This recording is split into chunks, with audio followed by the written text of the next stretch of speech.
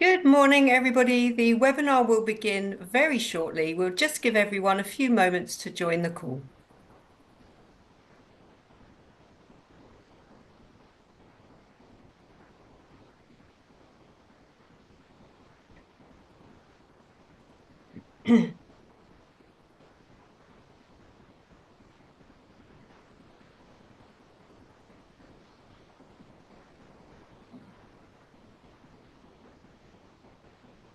So good morning, everybody. Good afternoon for me. I'm joining you from London. Welcome to our webinar today, which is all about building cybersecurity by design and default. I'm Siobhan Bonita. I'm a former UK senior civil servant, and I'm delighted to be chairing this webinar today on behalf of Global Government Forum, which is a publishing house that serves civil servants, public servants all around the world. And I'd really like to thank our knowledge partner as well today, which is Booz Allen. So, in terms of today's topic, cybersecurity is definitely a priority around the world, but also for the federal government. And by making the right investments at the right time, agencies and departments can reduce their risks, retire legacy systems, and accelerate digital transformation more broadly.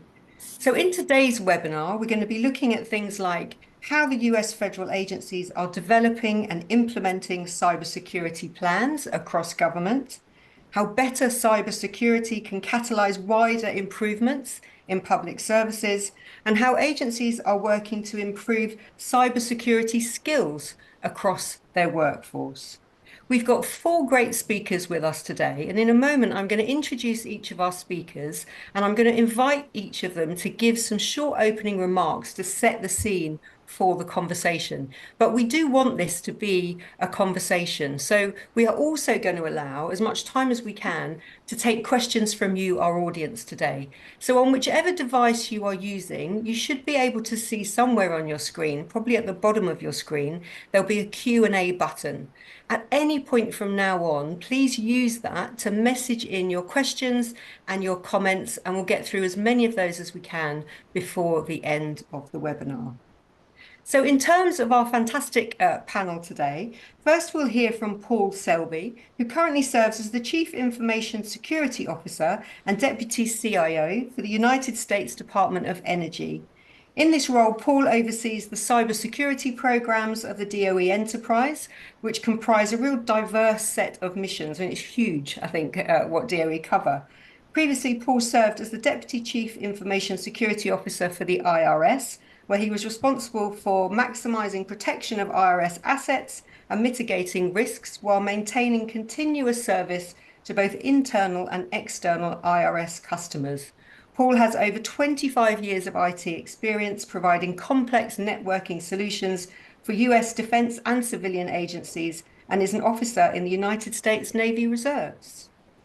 Then we will hear from Yuping Chan, who is Head of Digital Partnerships and Engagement at the UNDP, which is the United Nations Development Agency, where she drives global thought leadership and builds partnerships to support the agency's digital development work.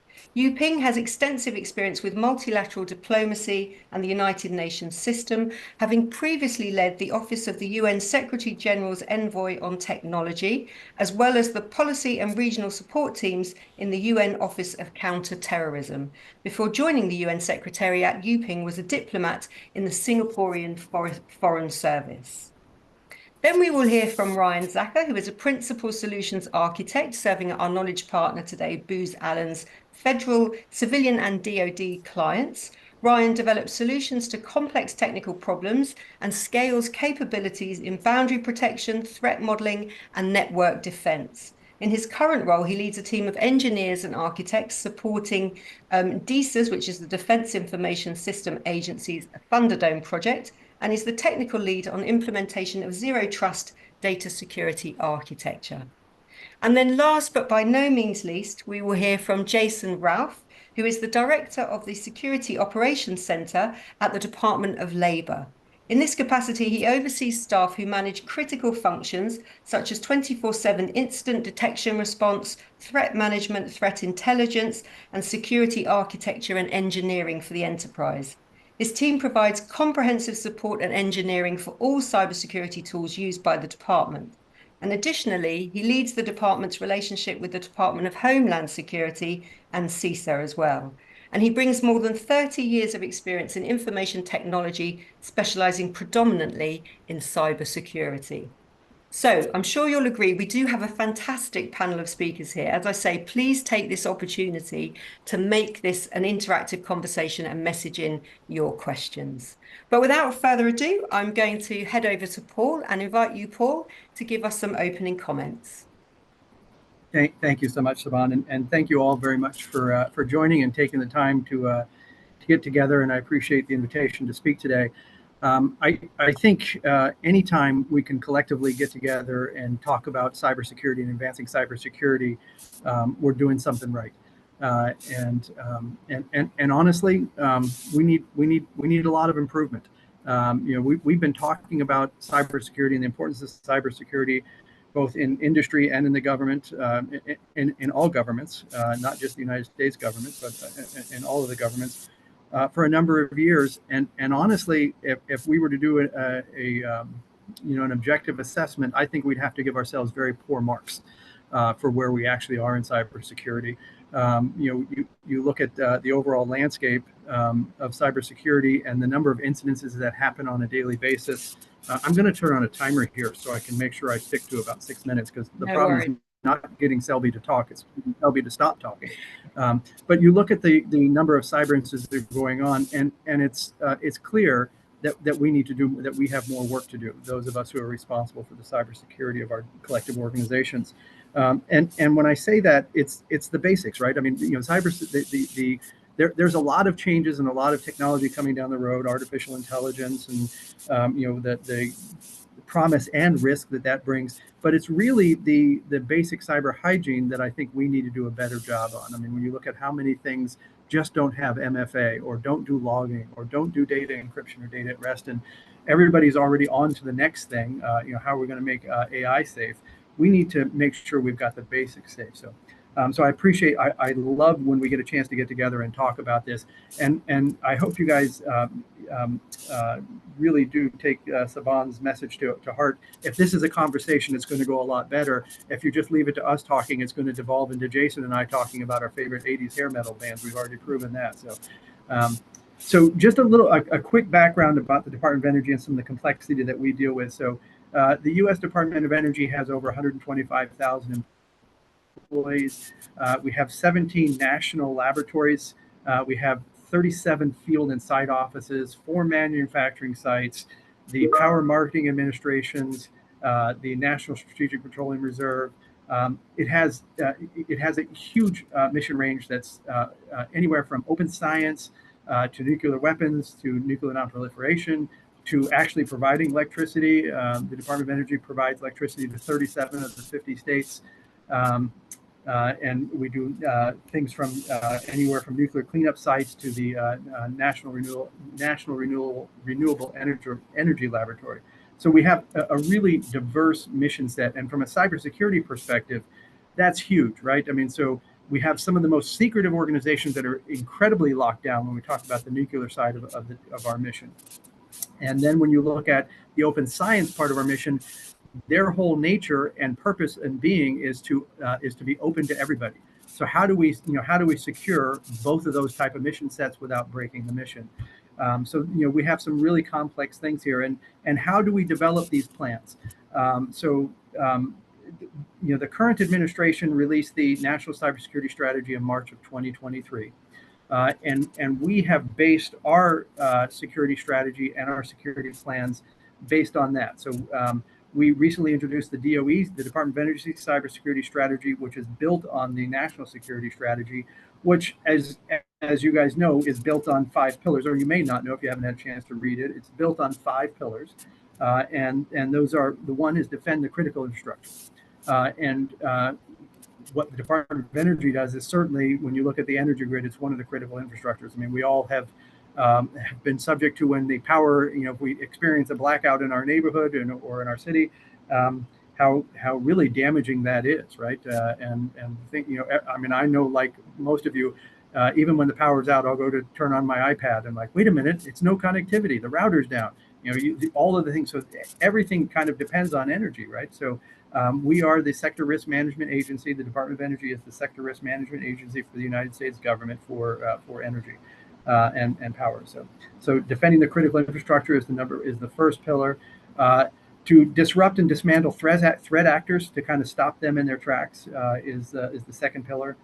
To shape market forces to drive security and resilience, and that's where it ties into security by design, or starts to tie into secure by design. The fourth pillar is to invest in a resilient future, and the fifth pillar, which is near and dear to my heart, and I think is huge for us right now, is forge international partnerships to pursue shared goals. Right? I mean, so like-minded countries need to get together because the threat really is global. So when I said this is, when we start to look at how this ties into secure by design, one of the principles of the administration's national security strategy is to take the responsibility for cybersecurity out of the end user's hands and put it into organizations that are much more capable of dealing with this. Right? I mean, when we look at asking the average citizen of whatever country you're from, whether it's the UK, the United States, or anywhere else, most of them, I mean, we all live in this industry and we all talk about this and live this daily. Most people aren't. They're not consumed by this. I was on a flight back from Denver last week and sitting next to some people who were very successful, own their own business, very successful business. And we were talking about cybersecurity because they asked me what I do, and then they got all concerned. And they said, oh, well, we have the same password for everything, which is horrifying. But that's the kind of the mindset. So we need to take cybersecurity out of the hands of the end users and make sure it's that we are using the principles of secure by design. My timer just went off, so I've already consumed more time.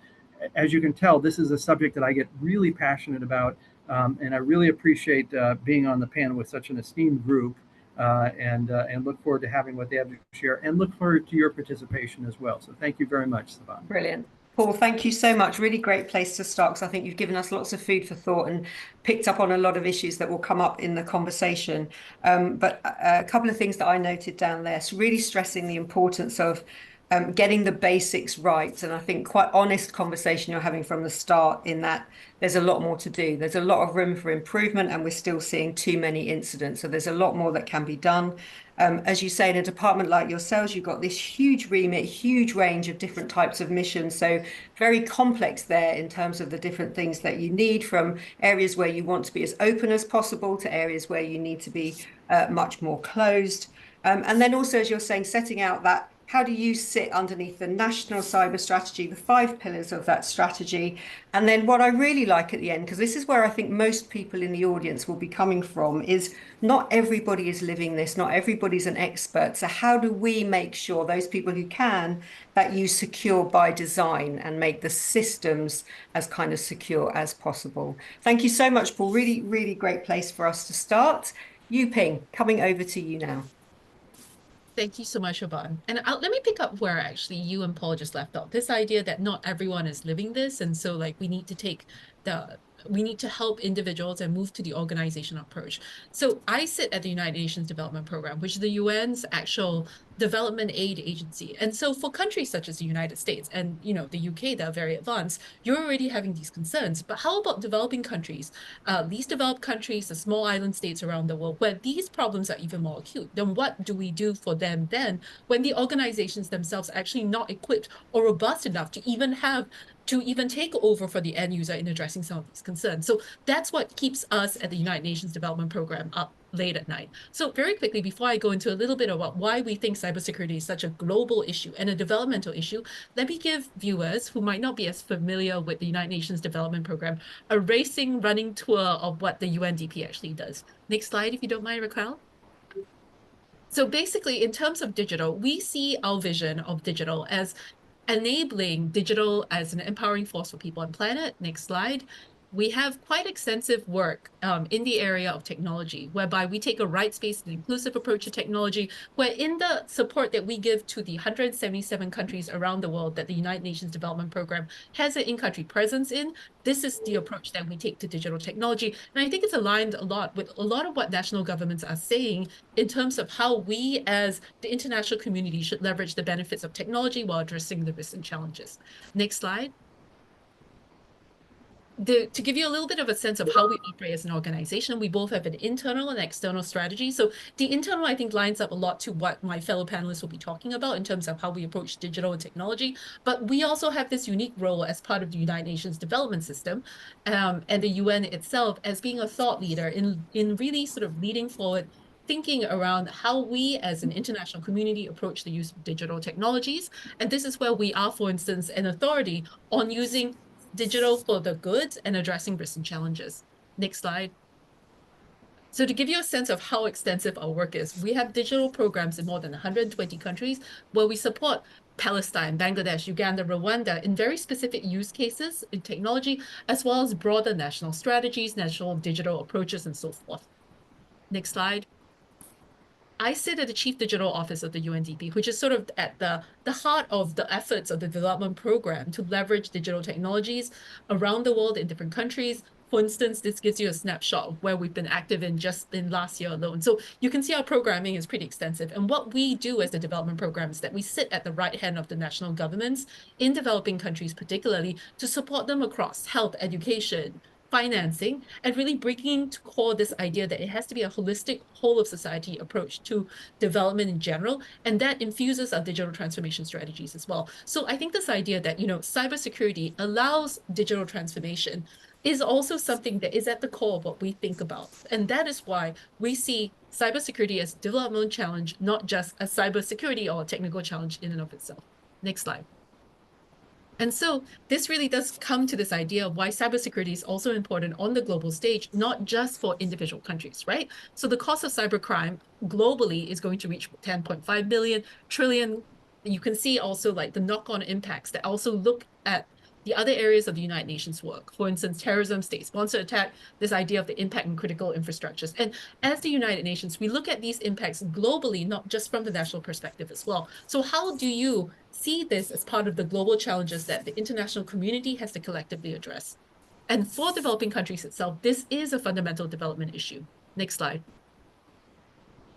I think this is a point that Paul had made as well, that cybersecurity is founded on people. So when you talk about the fact that it is really about individuals and users and thinking about what the harm is when you don't have proper passwords, when you have insecure Wi-Fi and so forth, that's where cybersecurity is really necessarily a people-centered issue, and where we as the United Nations Development Program see this question of how you best intervene in developing countries as founded on individuals and people as well. And so when you spoke about cyber hygiene, for instance, that is what most of our program countries are looking at, where they are actually facing serious skills in cyber skills at the most basic level to, in fact, not just for their policymakers and their governments, but also their citizens as well. How do you get basic information about cyber hygiene out to a country that is mostly rural, that speaks a different language, that basically has a huge population that's actually not even connected to the internet? Like, how do you start having these types of conversations about the awareness that you need to have around cybersecurity?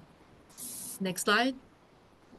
And so like this is a little bit of the framework that we're working at from the United Nations Development Program, where you see the varying levels of cybersecurity and how this actually then has an international, regional, and global flavor, and how that really comes down to some of the core values that infuse a lot of the broader work of the United Nations system around human rights, democracy, as well as development itself. Next slide. I'm going to go over these quite quickly. There have been a number of studies from the International Telecommunications Union and other parts of the UN system about why cybersecurity is so critical. And you'll see here that the gaps and challenges, particularly for the developing countries and in other parts of the world beyond Western Europe and North America, are really critically acute. Next slide. Also addressing this point about the fact that the gaps, again, the no part, the red is really red for other parts of the world. Next slide. And then I just want to end with sort of saying that we at the United Nations Development Programme with the International Telecommunications Union are trying to take steps to address these challenges. So for instance, we have a joint UNDP ITU program to address increasing cyber threats and harms through capacity development and cyber development. So this is a recent program that we've just developed. We've actually been in discussions with parts of the US government about funding this program, where we're looking to intervene in countries to really identify what is needed in terms of addressing the cybersecurity capacity gaps, as well as sort of standing up basic protection. So we're looking at it, next slide, in the area of protection, policy, and people. And what I think will be very interesting is to hear from panelists as well as the audience members, where in your experience and your national government's approaches to cybersecurity, what useful lessons can we actually learn as the UNDP that we can then support our program countries with? Are there any best practices or good use cases or even materials that can be easily shared with countries around the world that can be scaled, for instance, that can be shared widely, that would be useful to us in our efforts to support our program countries and the rest of the world achieve cybersecurity as a core part of digital transformation and development? I'll end there. Thank you so much. Yuping, thank you so much. Really building, I think, on what Paul said, you ended there with, can you share knowledge? Can you share kind of resources? And I think that picked up on a point that Paul made in his, the importance of international collaboration on all of this and sharing best practice. But really interesting what you said, to give that overview from the UNDP.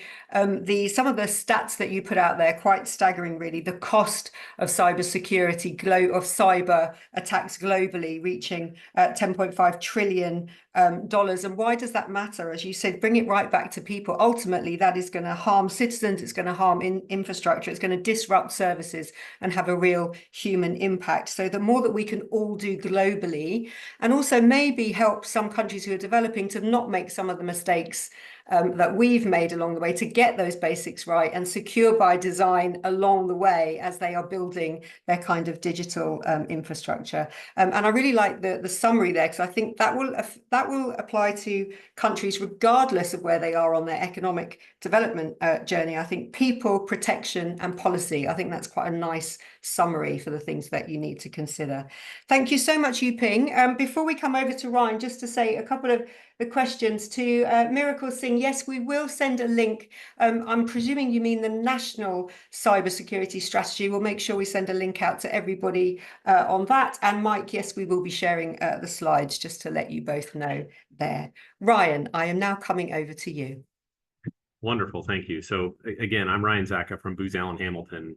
We're one of the largest providers of cybersecurity to the federal government. And it's a pleasure to be here today to talk with a wonderful panelist on such an important topic that is important to today's global connected world, right? To us, cybersecurity, system performance, mission enablement aren't necessarily at odds. We've always had this discussion of like, can I either do the thing, or is security going to get in my way of doing the thing, right? We're getting much better at providing these solutions to basically bring us together, provide the security we need, but also supporting greater levels of functionality for our user bases throughout the world. So we can do that to also tie in things with zero trust, right? I'd be remiss if we didn't talk about that just slightly, but we've been dealing with this zero trust paradigm, and that can help enable mission, reduce costs, and then streamline operations if applied appropriately as we refocus on cybersecurity across the federal government.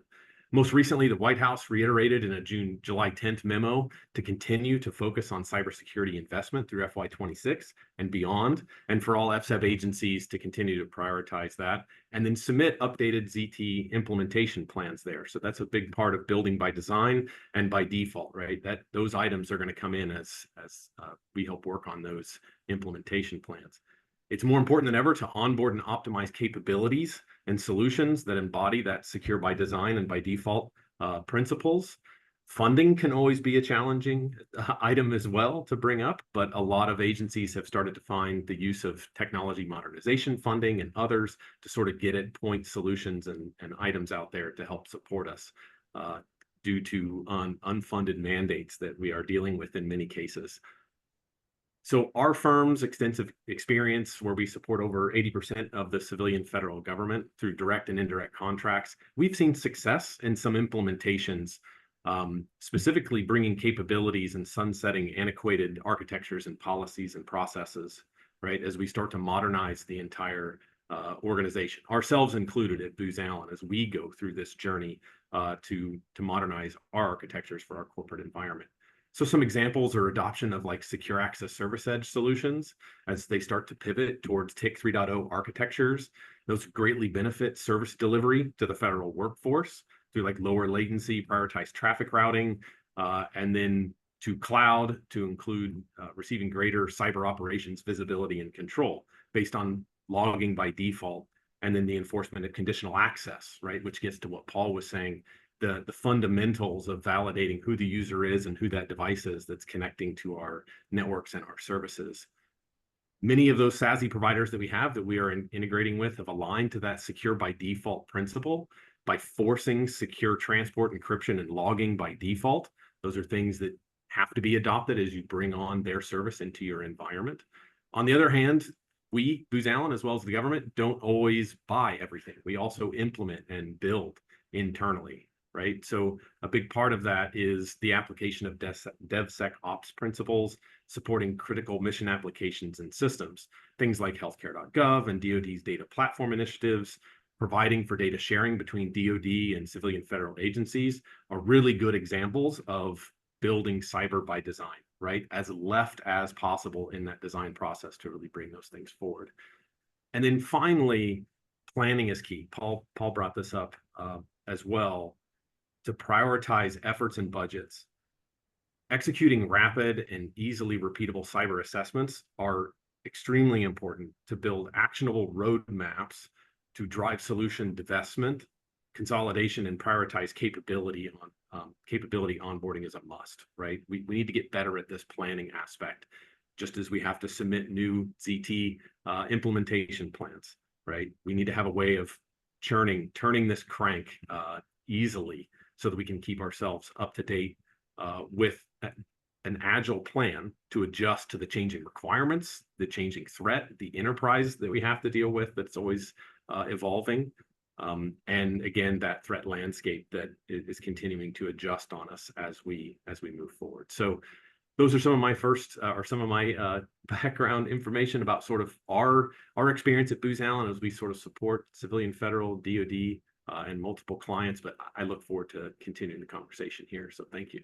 Thanks, Ryan. And really interesting to have that perspective of an organization that works with and across the public sector. As you say there, the White House reiterating the priority investing in cyber just earlier this month. So keeping that right at the top of the agenda. I like what you said there, that it's kind of not really a choice anymore between security and functionality. You can now get that balance right and make sure that you can have both of those things. Some of the successes that you've seen working across the government, so ability to kind of sunset old systems and old policies to adopt new and more secure solutions where you do have kind of security by design built in or by default factored in. Maybe start prompting some questions from the audience around when do you buy in, when do you build internally, those kind of issues as well. And then, as you say, really stressing the importance of planning.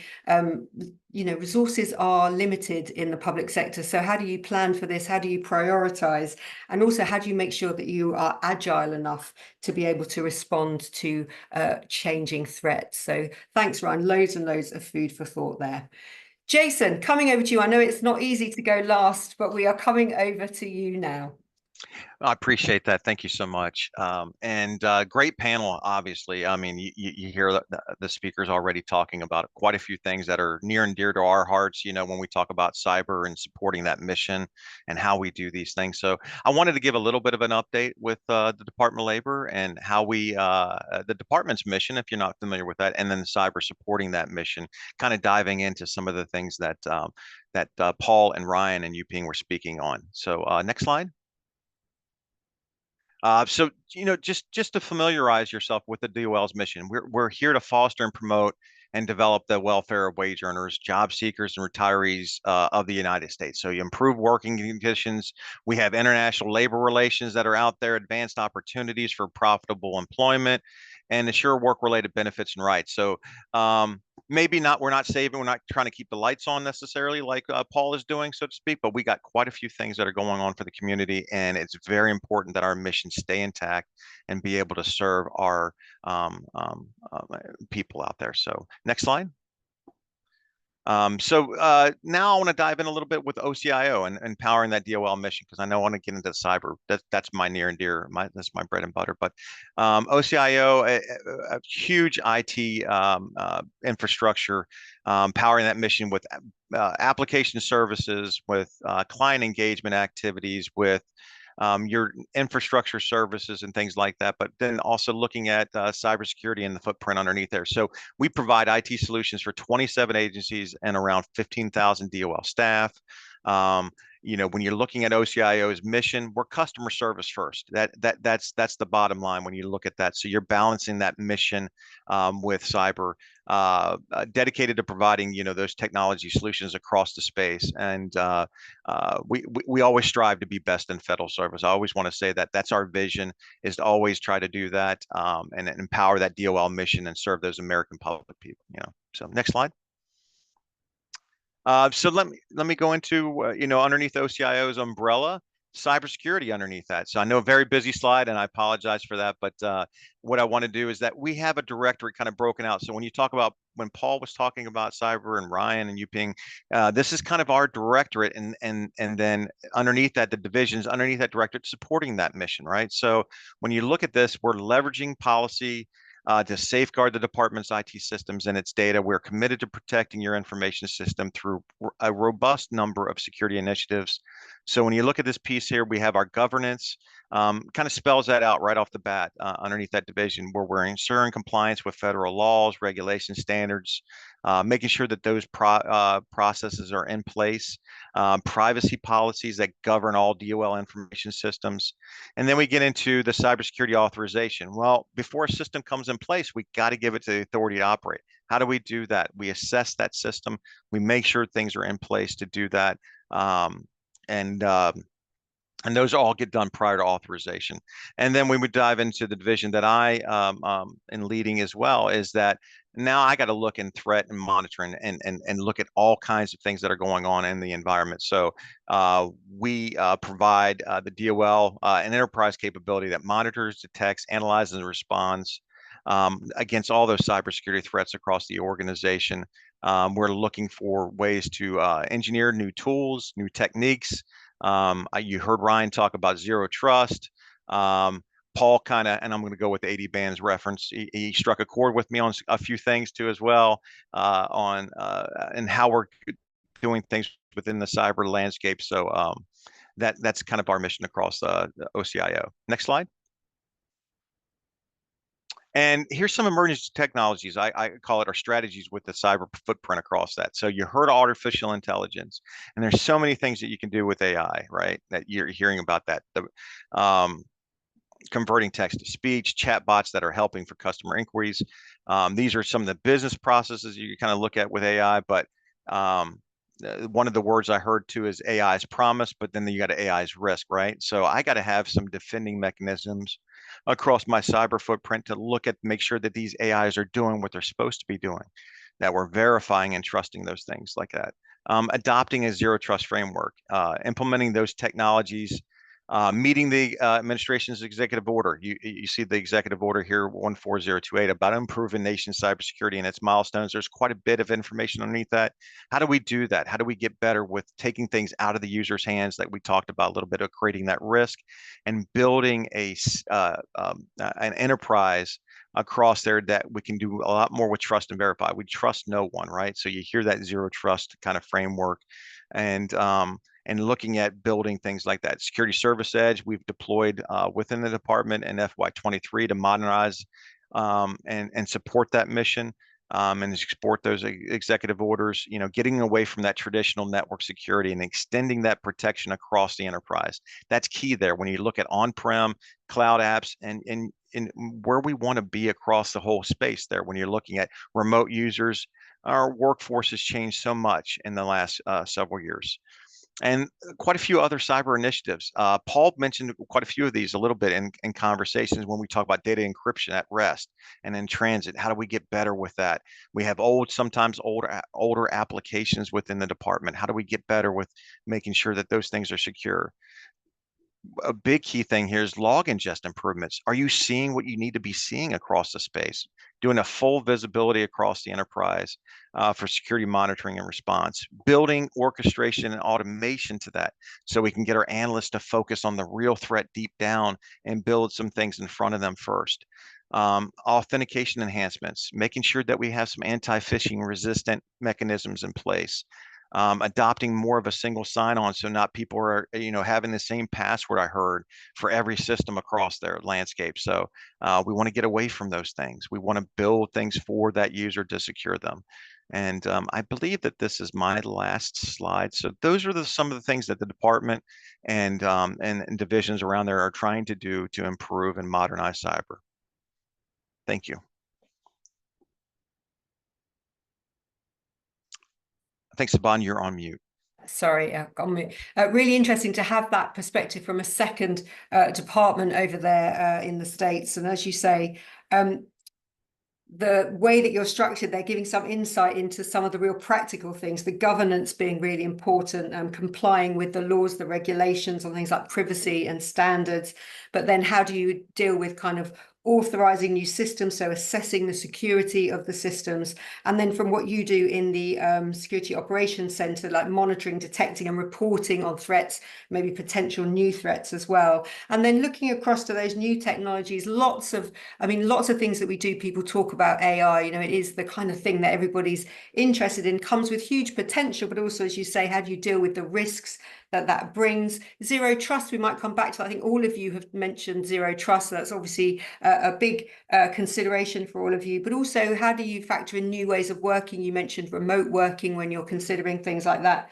And then some of those, what are those cyber initiatives that really are going to help across the public sector make sure that you keep meeting these challenges and that you do build in security, design in security? You've all mentioned secure by design.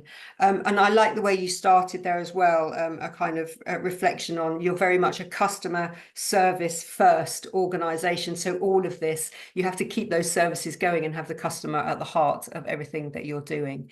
Thank you so much to all of you. We've got questions coming in already, but I just wanted, before we go to the questions that are coming in, and please do now keep your questions coming in, keep sending those in. But I had a very kind of general question myself, because you all kind of touched on this, but didn't really go into it in more detail. And I think everyone will be interested in this, is how is that kind of threat landscape changing? So what's the changing nature of the cyber threats that you are seeing in particular across the public sector? I know you don't want to go into detail on some of this will be sensitive, but what's the kind of shifting nature of the cyber threats that we are witnessing across the public sector?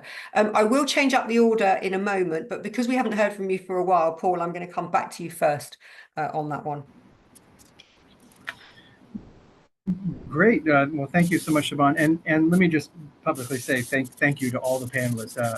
I know I learned a lot, and I really appreciate you guys doing. And Siobhan, you are doing a tremendous job moderating this panel. So appreciate you and everybody else in this panel.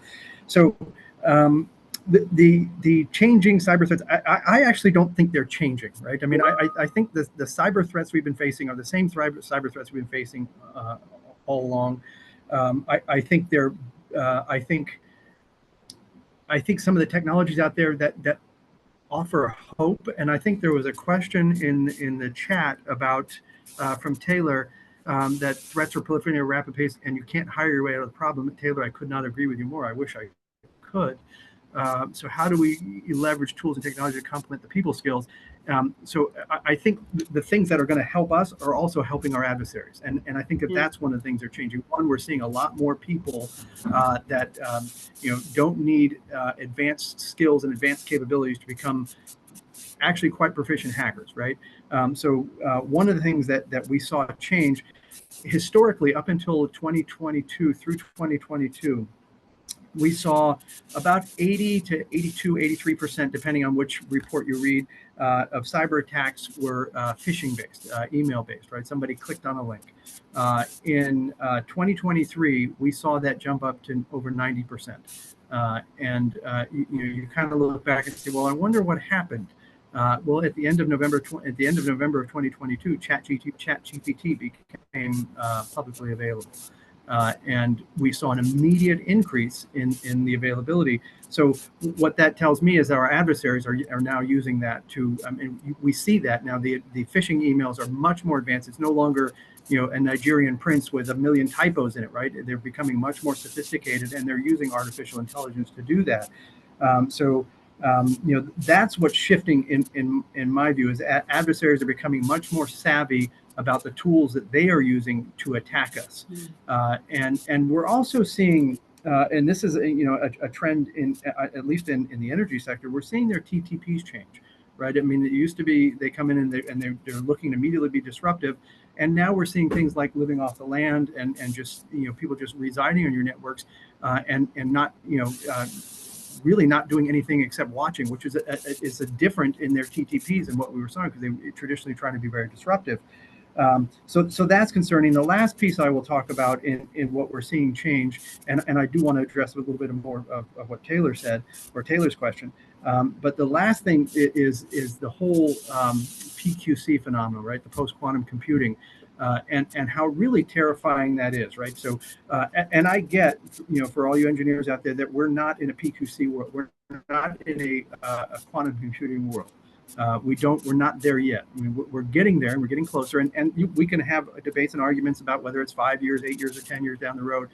This is one of those things that seem to be switching, to be moving to the left rather than to the right. I think it's probably getting closer and more realistic than it is not. But the reason I'm concerned about it today is the crack now, hack later, right? So what we're seeing is the adversaries taking our data now, storing that data, and when they get the quantum computing, the ability to crack those, the encryption algorithms that are there. So I think that's another thing that we need to be cognizant of. But Taylor, back to your point, I think AI, while it introduces a tremendous amount of risk, right? And there's kind of three things that I look at with AI.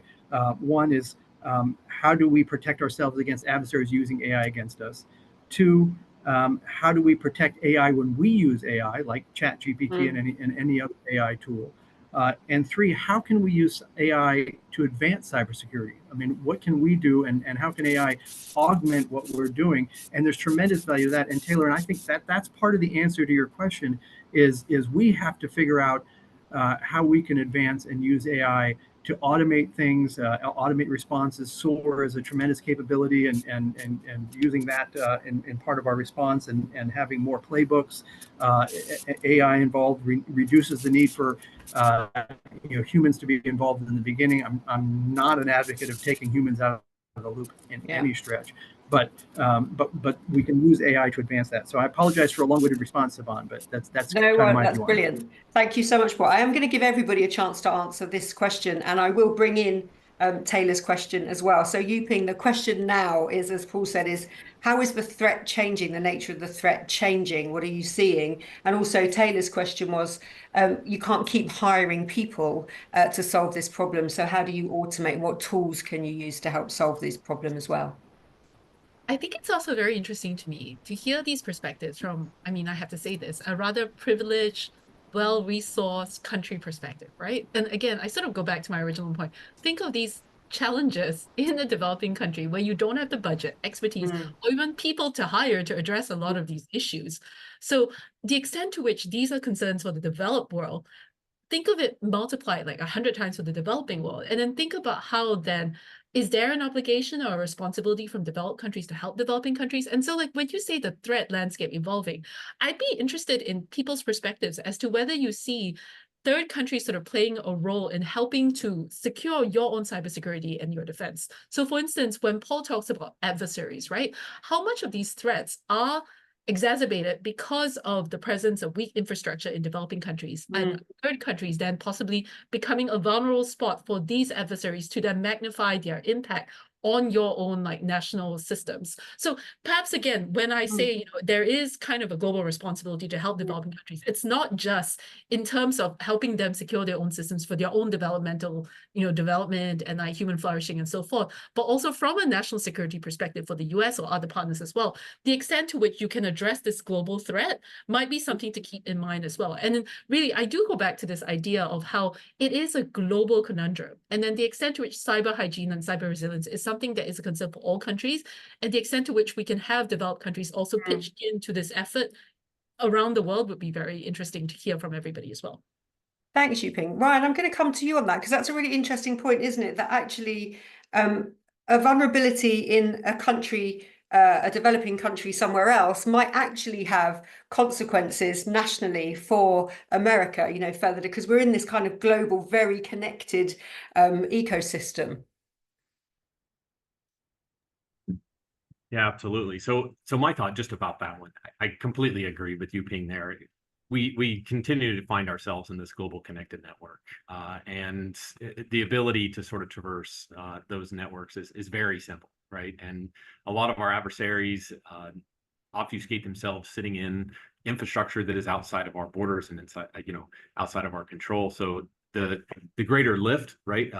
You know, the water rises, lifts all boats approach is probably a great way to look at that, right? As we increase cybersecurity spending focus across the global environment, that helps security around the globe in all ways. So everybody sees second, third, fourth order effects about when we take that and make that a focus point for us. So yeah. Thanks, Ryan. And on that point of the changing nature of the threat, from your work with kind of agencies and departments across the government, what are you seeing? Yeah, absolutely. So I will agree with Paul that it isn't a different, but it is cyclical, right? And one thing that I had stated earlier was when we were sort of in the green room was association with, we have an election coming up in the US here, right? We're going to have those threats that we dealt with 4 years ago back again, right? But probably more prevalent and slightly more dangerous from a perspective of what Paul had stated about the, you know, leveraging ChatGPT, AIML, making the misinformation campaigns that we saw last time even more real and more pervasive. We're likely to see that come up. The impact to our critical infrastructure and others for a disruption perspective, to include election security and everything else that we've got to deal with this time around. I suspect that is continuing, or we will continue to see that build as we get closer and closer to the actual election here in the US. And we as defenders and supporters of that, we need to remain vigilant, right? And get ahead of that as much as possible and proactive in making sure that we understand how and where that's going to come from and how we can defend and fight against it as best as possible. Thanks, Ryan. And Jason, I will come to you first on the next question, but on this one, I think the answers so far have shown it's not just kind of new technologies, as Paul and Yuping were talking about, also events and things coming up can change the nature of the threat as well. Did you want to add anything to this? What are you seeing in terms of the changing nature of cyber threats? Yeah, I'll just add a little bit because I think Paul and Ryan and Yuping all brought up great points. But the one thing that I wanted to talk about a little bit with Yuping that it is our responsibility looking across globally and looking at some of these countries that do not have the infrastructure underneath them for cyber. And you see this with the bigger nation state actors that are out there, the more prominent ones, when they're attacking and targeting us, where are they coming from? You know, when I'm looking and monitoring for those threats, they're coming from some of these other smaller countries of concern there. So when you look at that kind of part, that's a great example of risk landscape there that we have in front of us. And one thing I'll add a little bit, I agree that things don't change as far as my major cyber threats too much with that we're still seeing those phishing attempts. We're still seeing people clicking and going to these things to cause us problems. But the major kind of emerging cyber threats that we should be looking at a little closer and bringing light to that is the targets that we saw against like SolarWinds a few years ago, Log4j against that application, and then Microsoft recently and some of that discovery there.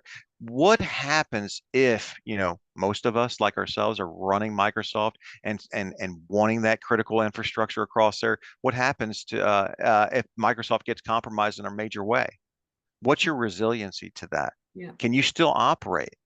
What is your recovery from that? What can you do? Most attacks are still making their way through these campaigns, but as we move further and further down to the edge and perimeter network further, how do we continue to protect ourselves?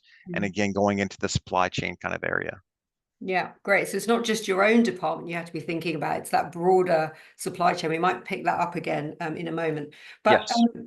Jason, there was a question specifically for you, but anyone else can come on this afterwards when Jason's answered it. But again, Taylor has asked, how's it going on implementing the cyber executive order? So, and I think this is all about, do you have the money to be able to do everything that you want to do? Is it just about the money? Or I think somebody mentioned there are other pots maybe that you could draw on for this. So Jason, did you want to answer Taylor's? How's it going? And do you have the budget that you need to be able to implement it fully?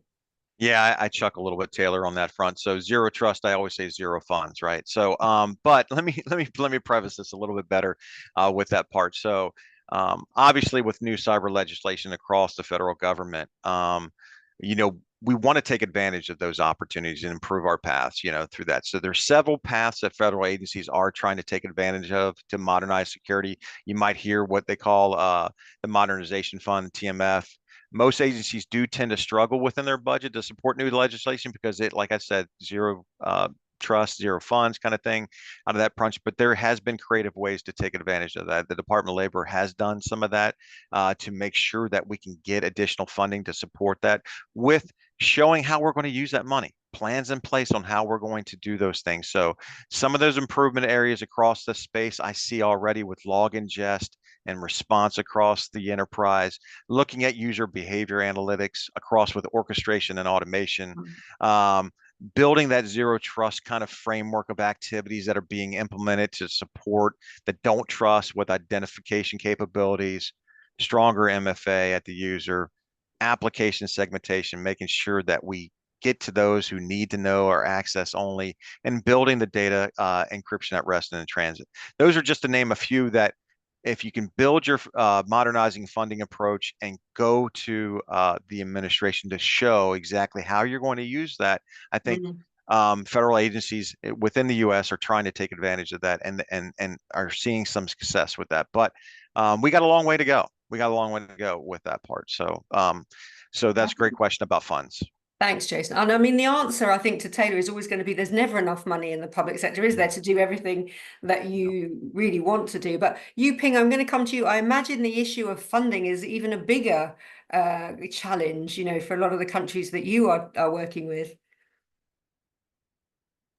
That is the perennial challenge, frankly. The United Nations Development Program, for instance, is funded entirely out of voluntary contributions from donor governments. And it is the demand that we have for the services that we provide and the offers and our programs it vastly outstrips any resources we have. So for instance, the number one ask from the program countries that we work with on digital is digital capacity building. And we have no ability to really meet those demands. And in fact, in the cyberspace, for instance, this new program that I mentioned that we're developing with the International Telecommunications Union, at this point, we're in conversations with the US government to possibly support this. But at this point, we don't actually have funding for it. And so when you say that the funding resources are not there, nationally in the US, we already have bemoaned the fact that there's not enough. Think about how much less there is for the rest of the world. So the extent to which we can actually have that kind of funding resource support, there is so much demand and so much urgent need across the rest of the world. And so if we can collectively find a way to resource it, I think it will be immensely helpful.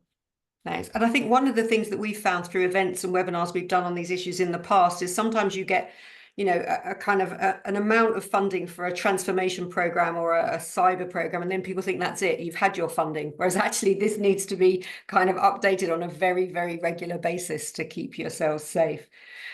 Paul, I'm going to come to you, and then Ryan, I'm going to phrase this question slightly differently for you. But Paul, the question that has come in for you specifically from Darren is, given the highly federated nature of DOE, how do you handle cascading cybersecurity policy and practices across many sites? I love this question because I think, the public sector is so large and you do have all these different levels. How do you make sure that the advice you're giving on cyber really does filter right down to that individual person sat at their desk? Yeah. So, hey, Darren, great question. And obviously you have some familiarity with the Department of Energy. Yeah, it is a very federated organization. And honestly, it's a lot of hard work to answer your question, to be blunt. So I spend a lot of time out at those sites. I'm actually at the Kansas City national security site today. I was at the Western Area Power Administration's offices last week, and I spend probably 70 to 80% of my time trying to spend time with the sites, and I think it's a one of the things that we have to be as practitioners of cybersecurity is cheerleaders, and explaining to everybody over and over again why that's important, right? I mean, because we live in it, we tend to think, why can't everybody see how important this is? Why can't everybody understand the actual threat? But that's not the world they live in. They live in a world where their job is to do something other than what our job is, right? So we have to be constant evangelists. And so I'm a real believer, Darren. I'm a very much of a carrot person. I'm not a stick person. I don't like to, because I don't think you can beat people into wanting to be cybersecurity, but you have to sit down with them and explain to them, here, there's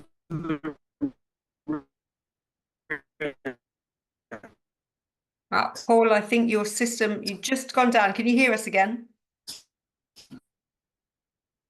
No, I think we've lost Paul for a second. He'll be coming back in a moment to finish that. But Ryan, I was going to put that question to you slightly differently, and pick up on something that Jason said around it's not just the department, you have to think across the supply chain. So I was just wanting your thoughts on how do kind of public servants ensure that they keep their entire supply chain safe? And it's a bit of a similar thing in terms of how do you make sure that those security considerations aren't just in the center, that they go across that broader supply chain as well?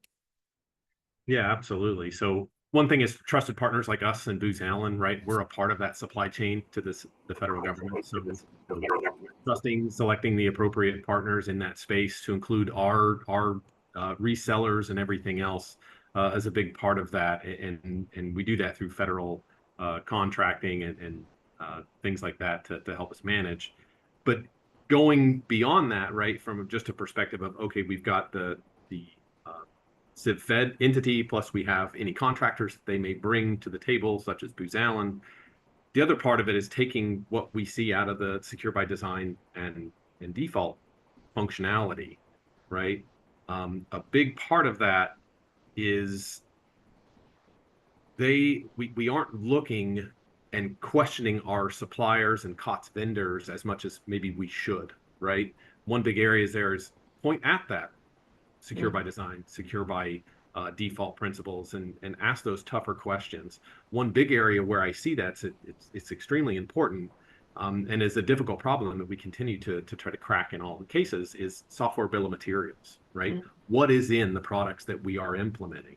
What are the open source packages that are a part of this appliance that we may be implementing from a cybersecurity perspective, right? To me, that we all need to be asking this question, either from the civilian perspective or us as the integrator perspective of what is actually being built within our systems, how is that being secured, where is it being developed, what are the packages that are there. That's going to help us understand what's the vulnerability landscape that we're dealing with as a part of our infrastructure that we are supporting such important missions across the U.S. Thanks, Ryan. Paul, good to have you back. You were just telling us about how you're a cheerleader and then you were cut off in mid sentence. Did you want to complete what you were saying? Yeah, and it's unfortunate. I was probably saying the most brilliant things I've ever said in my career, and then got cut off. So we believe you, Paul. We believe you. Keep going. So what I was saying is I think how you deal with the federated network is one, you have to be an evangelist and have to. I'm much more of a carrot person than a stick person. I don't think you can threaten or intimidate people or beat people into compliance with cybersecurity practices and principles. So we have to explain to them the benefit and the risks, and part of it is also understanding, and this is why I spend so much time with our constituents, is understanding what their mission is and what's preventing them from doing it. Because honestly, I don't run into people, and I call it giving us the Heisman. If any of you have ever seen the Heisman Trophy, it's somebody with their hand out to stop somebody from tackling them. Nobody is saying, I'm not interested in cybersecurity. I don't run into that. I don't run into people saying, we're not interested, we don't want to do it, we don't need it. It's, I don't understand, I don't have the money, I have complex problems. One of the issues that we have a tremendous amount of in the Department of Energy is operational technology. And some of it is just not capable of supporting some of the basic cyber hygiene requirements. So how do we get around that? You know, how do we help them get there? So Darren, to answer your question, it's very hands-on is how I deal with the federated nature of our department, and spending a lot of time with the constituents within the Department of Energy, understanding what their problems are. But I think that that's a blueprint for how we deal with this globally. I mean, we have to understand, you have to be present, and you have to get, I mean, one of the things I tell my team all the time is we can't do things to the agencies. We have to do things with them. So you have to be willing to jump in the foxhole. As a cybersecurity practitioner, you got to jump in the foxhole. We cannot sit from up on our pedestal or in the mountain and say, you shall and you must. We need to get down there with our folks and with the teams and help them understand and help them implement. Thanks, Paul. I do want to come on to this question of skills, I think, because that's come up in all of your presentations as well. But Yuping, there's a question coming specifically for you. I really like this question. Are there any UNDP programs focused on building and securing cybersecurity that in developing countries that offer opportunities for youth and college students to collaborate with developed countries? So is there anything you know about where young people could get involved? Not at this point, but if you reach out to me, Mirabelle, I think I can connect you with a couple of colleagues at the International Telecommunications Union that might have something that's on this phase. But you raise an important point that it really has to be a little bit more of this broader approach to how we build cybersecurity capacity in countries. Some of our country offices, for instance, in Serbia, have actually quite extended programs of support to national governments. So there could be something there. So in short, not yet. There might be some areas where I think we could actually really expand, and look forward to doing that with you. Brilliant. If you're both okay, we'll connect you behind the scenes and make sure that that gets done.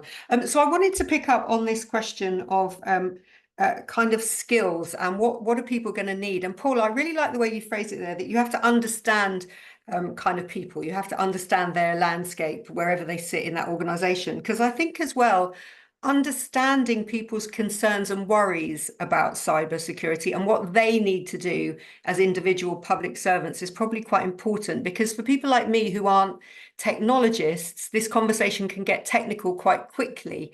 And I think when we're talking about, as everybody doing the basics, some people might not know what the basics are that they're supposed to be doing. So I just want to ask all of you in turn, like your advice to people, what should they be thinking about in terms of making sure they know the basics? Is there somewhere they can go for that? Is there some training somewhere? And what kind of skills do you think maybe public servants in future are going to need to make sure that they are kind of up to speed on some of the cyber challenges? Yuping, I'll start with you on this one. Sorry, I missed Shobha. Could you just repeat the question a little bit? So just really, what kind of, is there a place where people could go, do you think, so that they know they understand enough? I know everybody doesn't have to be an expert in cyber, but what do they need to understand to make sure they're doing the basics? And in future, what skills would you like to see public servants having? I think the basics, that maybe coming a little bit to what Paul said, right? The cyber hygiene, the basics around password security and so forth. Like 85% of cybersecurity threats come from human error. And the extent to which we build that basic awareness around that, I think would be critical. I'd be also very interested to see how approaches in countries differ, you know, in national context and so forth.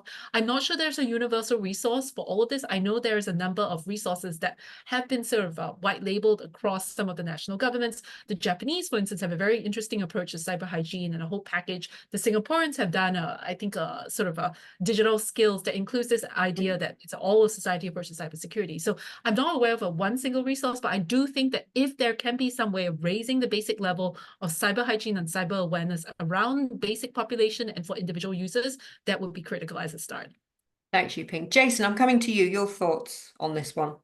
No, this is a great topic too as well. I think the federal government, for example, over here in the U.S., we're trying to look at opportunities here that bolster that cybersecurity skills across the workforce. You hear Homeland Security and CISA, you know, they have workshops for agencies to help participate in cyber workforce planning, looking at strategies to aim at skills-based hiring improvements, career pathways that they have, investing in HR and hiring manager training pieces there. NIST has a nice framework across there, looking at building blocks across that part where, it's a common language. They call it the NICE framework. I can't remember the exact acronym, maybe Paul remembers off that, but it describes the cybersecurity work and the knowledge and skills needed to complete that work. That framework is nice that we've established there, that's available for people to kind of see across the space. This is a big area. We must work across the entire hiring process and to recruit and ensure that we're improving those areas, establishing development plans. Cyber's ever evolving, and that's what we need to do. Thanks, Jason. Ryan, your thoughts, having worked with public servants, like where do you see the skills gaps maybe as being? Oh, sure. So one of the things that we do, right, when we partner with our civilian federal folks is we prioritize sort of training, leave behind materials and other things, right? One thing that we do in a lot of ours in engagements is we'll bring new capabilities and functionalities, but we prioritize the leave behinds so that it can be an operations and maintenance thing, right? It's not always going to be a Booz Allen or an integrator operating those things, right? We need to build up the skill sets around it to be able to support that long term. So that's prioritization and contracts and other things to make sure that those transitions of information and building of our civilian workforce is aligned to that. One area, though, that is sort of interesting is this AIML, right? And how is that going to impact the daily operations of various markets?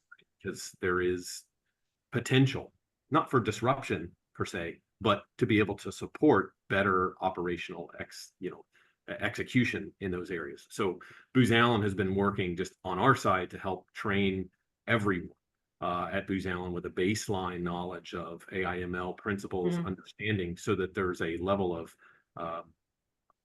ability to converse in the appropriate terms, technologies to understand how these things can be leveraged, aligned to our AIML experts that are a part of the Booz Allen framework as well to start executing those things. Other things just broadly, right, for just everyone in skills gaps, there are a plethora of resources out there, free online trainings, YouTube videos, right? Baseline cybersecurity certificates are out there, right? Those aren't just for us in the practitioner space. That's for anyone that is interested in getting a baseline set. I think a big part of that comes to what Paul was saying. It's a cheerleading perspective from our side as practitioners, so that we can basically point to those and say, hey, just beyond your yearly, I've got to execute this cyber training and I click through it as fast as I can. We need to cheerlead that these things are extremely important, and there are free options that you can listen to podcasts on your way to work, so to speak, right? To get that word out and get that baseline sort of raised. Thanks, Ryan. Paul, anything that you would like to add on skills? Of course, I'm never shy to add things. So I think there's two things here, and I think you hit on two things, right? So there's the skills for cybersecurity practitioners, which there's, as people pointed out, there's tons of resources. But I think you hit on another key point, Saban. How do we educate people that are not in cybersecurity or not in IT, right? I mean, the people that are clicking on the link that just drive us all absolutely bananas. So that is where I think we have to be more cheerleaders. I think like anything, it starts with us, right? So one of the things that I think we need to do, and Yuping, this is probably even a more challenging or more daunting task in developing countries, but we need to do more. We need to volunteer more. If this is that important, which it is, then we need to spend more time, not just at our jobs, but in a public setting. I mean, how many of us are volunteering to go talk at schools, at elementary schools, at intermediate schools, at high schools, to talk about the importance of cybersecurity and explain it in a language that they can understand? How many of us are having conversations around the dinner table with our own kids and talking about the importance of cybersecurity? I spoke at a STEM conference recently, and I asked, in a room full of STEM people, that are supposed to be conscious and aware. I asked for a show of hands on how many people have changed the default password on their home router. Maybe 10% raised their hands, right? So again, it goes back to being an evangelist and starting in our communities. And I think we need to, like with anything else, we need to start hitting the younger generation now and having these conversations at home around the dinner table, having these conversations in the elementary school. And I know we're running short on time, but I do want to just talk about a couple of things. So one of the things that we need to address is underserved communities. And at the Department of Energy, we have a program called the Omni Internship, which we are specifically targeting underserved communities and providing them with internships into the Department of Energy, paid internships that allow them to learn what we're doing in cybersecurity. And we also have a project called CyberFire, where we offer free training for people wanting to get into cybersecurity. Now, that's not for the people who are not in the cybersecurity industry. Those are for people in the industry. So I apologize for running long. No, that's great. Thanks, Paul. Jason, you had your hand up. You wanted to come in, I think, as well on people who aren't specialists in this. Yeah, you get excited, I guess, when we're talking about this, and I think Yuping and Paul and Ryan both hit it great on some education opportunities. And I was talking a little bit more about recruitment and getting those skills inside to help us with the cyber piece. But what about, like we talked about, our user community across our mission that we're supporting there? How do we get them better in the education and stuff like that? And I think when we look at opportunities there, putting tools and techniques in your place, doing exercises to get people not to get compromised and or bring an attack into the area. Those are key there too. Looking at opportunities with webinar, not only your annual training that you would take there, but we in the department here, we do quarterly phishing exercises across the space. If people do click, this goes back to the carrot and stick approach. We're doing a little bit of stick. That Paul mentioned the carrot part a lot, and I think some of our users do feel the stick a little bit too. If they do click off that part, it says gentle stick, mind you. Please keep that in mind. But it's more of getting them some more training, getting them some activities to kind of look over and step through what they should see. We do throw it out and say, look for these opportunities every time. And we even do surveys out there. Why did you click that particular exercise? And what happens there off of that front? And a lot of them will always say, and they always come back, well, I get so much email. I was just trying to be fast. I was expecting this opportunity or this type of thing coming in. And that's where you get caught. And also they get smarter and smarter, don't they? They do more and more like official emails. That's where AI comes in place. Exactly. Yeah, absolutely. Exactly. Yuping, you had your hand up, I think, and then we'll have to go to our final question, I think. Yuping, over to you.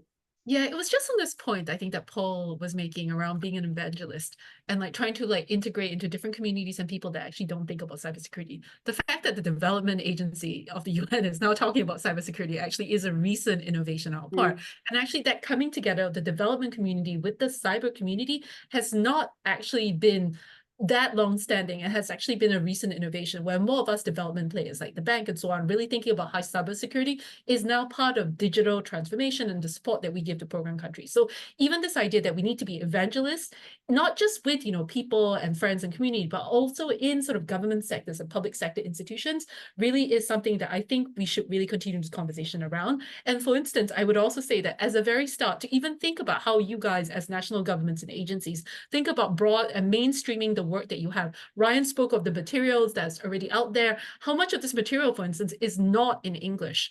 Like for us, that's a huge percentage of the global population, whereby a lot of what you might already have freely out there accessible and training courses and so forth is just not possible to access for the rest of the world because of the language that's in. So things like that, in terms of getting the message out and getting the training and resources out there, are critical if we are to reach more people.